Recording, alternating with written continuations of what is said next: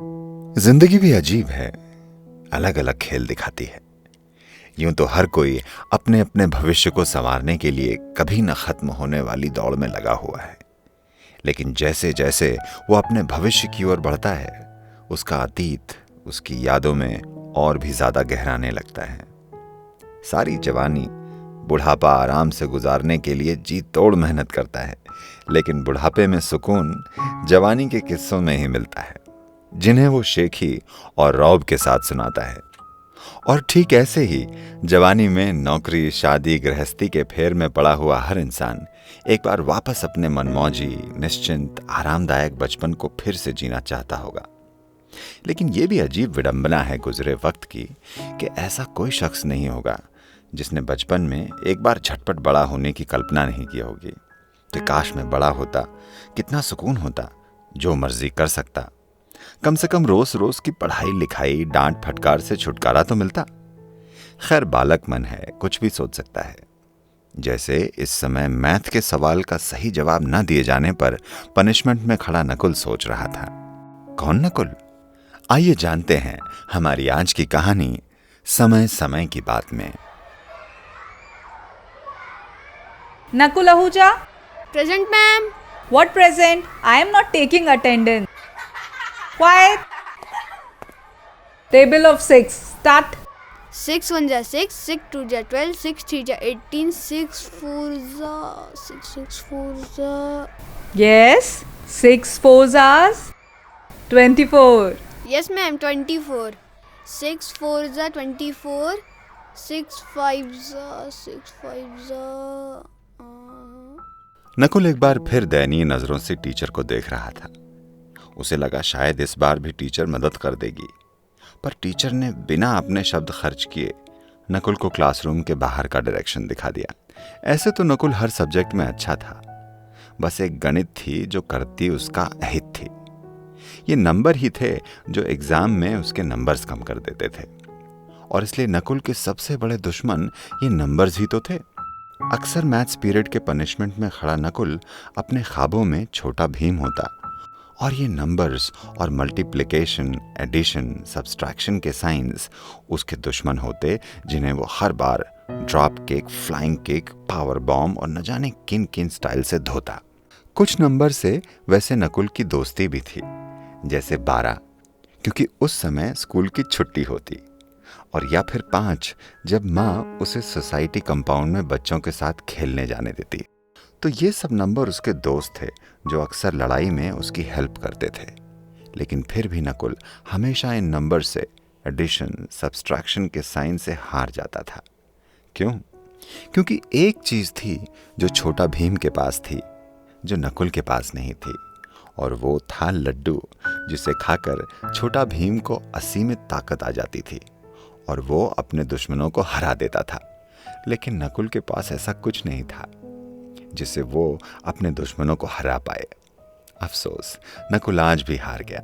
लेकिन आज उसने पक्का कर लिया था कि आज अपनी मम्मी से जाकर वो भी ऐसा कुछ मांगेगा जिससे उसके अंदर भी छोटा भीम जैसी ताकत आ जाएगी और वो मैथ्स को हरा सके। नकुल ने घर आते ही जिद शुरू कर दी। मम्मी, मुझे लड्डू चाहिए, लड्डू चाहिए। ओके ओके बेटा, मैं पापा से कह दूंगी, वो शाम को लेते हुए आएंगे। Now be a good boy and finish your lunch. नहीं, मुझे छोटा भीम वाले लड्डू चाहिए, जिससे मैं भी ताकतवर हो जाऊं और मैथ्स की खूब पिटाई करूं। फिर वो मुझे कभी परेशान नहीं करेगी। नकुल की मम्मी को सारी बात समझ में आ गई कि नकुल क्या बोल रहा था और क्या मांग रहा था। ऐसे तो नकुल की मम्मी नकुल को प्यार से या डांट कर भी समझा सकती थी कि ऐसा सिर्फ कार्टून्स में होता है, असल जिंदगी में नहीं। लेकिन इससे शायद नकुल का मनोबल टूट जाता और वो हमेशा हारने के डर से मैथ से दूरी बनाता रहता, और ऐसे ही वो लाइफ में आने वाली मुसीबतों को हैंडल करता। इसलिए नकुल की मम्मी ने एक तरीका सोचा और नकुल से कहा, मेरे पास ऐसा कोई लड्डू तो नहीं है, लेकिन कुछ और है जिससे तुम छोटा भीम की तरह ताकतवर और होशियार बन सकते हो और अपने दुश्मन को हरा सकते हो। चलेगा चलेगा, बताओ ना क्या है। अभी नहीं, वो मैं तुम्हें शाम को दूंगी। नहीं, अभी चाहिए मुझे। नो, कहा ना शाम को। अगर जिद करोगे तो कुछ नहीं मिलेगा। Now finish your lunch and take some rest. Nakul थोड़ा मायूस हुआ, लेकिन फिर यह सोचकर खुश हुआ कि वो आज शाम को मैथ्स को हरा देगा। शाम को जब नकुल अपना होमवर्क कर रहा था तो नकुल की मम्मी नकुल के पास आई। उनके हाथ में एक पेंसिल थी। उन्होंने वो पेंसिल नकुल की तरफ बढ़ाई और कहा, ये लो तुम्हारे छोटे भीम का लड्डू। ये तो बस एक पेंसिल है। ये कोई नॉर्मल पेंसिल नहीं है, ये मैजिकल पेंसिल है। रियली? इसमें क्या मैजिक है? बताओ ना मम्मी, बताओ। तुम इससे मुश्किल सब्जेक्ट्स को आसानी से हरा सकते हो, मैथ्स को भी। हैं सच्ची? सच्ची। बस तुम्हें इस पेंसिल को प्रूव करना पड़ेगा कि तुम बहादुर बच्चे हो और किसी से नहीं डरते। मतलब? अच्छा टेल मी, जब आप कोई अच्छा काम करते हैं या अपना होमवर्क विदाउट एनी हेल्प कर लेते हैं तो पापा क्या करते हैं? पापा मेरी तारीफ करते हैं और मुझे चॉकलेट या नया गेम लाके देते हैं। एग्जैक्टली। ये पेंसिल भी पहले ऑब्जर्व करती है, एग्जामिन करती है कि जो बच्चा मैजिकल पेंसिल यूज कर रहा है क्या उसकी मदद करनी चाहिए, कहीं वो उस मैजिक का मिसयूज तो नहीं करेगा। ओके, तो इसका मैजिक कैसे काम करता है मम्मी? तुम्हें इस मैजिक पेंसिल का मैजिक मैथ्स को हराने के लिए यूज करना है ना? वो समझ नहीं आती मेरे। डोंट वरी, अब ये मैजिक पेंसिल है ना, जो भी सवाल तुम्हें समझना है उस सवाल को अच्छे से समझ के 4 बार इस पेंसिल से तुम अपने आप सॉल्व करने की कोशिश करो। प्रूव इट कि आप मैजिक का सही यूज करोगे। Then trust me, 5th time ये पेंसिल अपना मैजिक दिखाएगी और तुम मैथ्स के मुश्किल से मुश्किल सवालों को हरा दोगे। सच में मम्मी? ट्राई करके देख लो। ओके, मैं अभी ट्राई करने जा रहा हूँ। नकुल ने मम्मी की एक एक बात ध्यान से सुनी और उसे अपने दिमाग में बैठा लिया। अब उसके पास मैजिक पेंसिल थी, अब मैथ्स उससे जीत नहीं सकती थी। उसने मन ही मन सोचा और मम्मी ने जैसा जैसा बताया था वैसा उस पेंसिल को यूज करने लगा। वो पहले 4 बार खुद से समझकर हर सवाल को लगाता और फिर मैजिक पेंसिल की ओर देखकर एक आंख मारता, जैसे पेंसिल से कह रहा हो कि अब दिखाओ अपना कमाल मेरी पेंसिल। और 5th टाइम नकुल सवाल सॉल्व करता। वो झटपट हो जाता। अब मैथ्स का कोई भी सवाल उसके लिए हार्ड नहीं था। वो और उसकी मैजिक पेंसिल झटपट हर सवाल को सॉल्व कर देते थे। नकुल को उसका छोटा भीम का लड्डू मिल चुका था।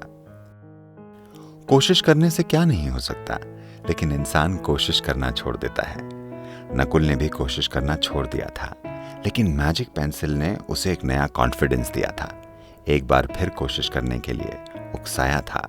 वैसे मैजिक पेंसिल में नहीं, नकुल में था, जो कहीं खो गया था, लेकिन अब वो मैजिक उसे फिर से मिल चुका था। ये थी हमारी आज की कहानी मैजिक पेंसिल, जिसे आप सुन रहे थे आपके अपने शो समय समय की बात में। अब मैं आपका सूत्रधार लेता हूं आपसे विदा। अगली बार फिर हाजिर होऊंगा लेकर एक नई कहानी। तब तक नमस्कार, सलाम। इमली, खट्टी मीठी बातें।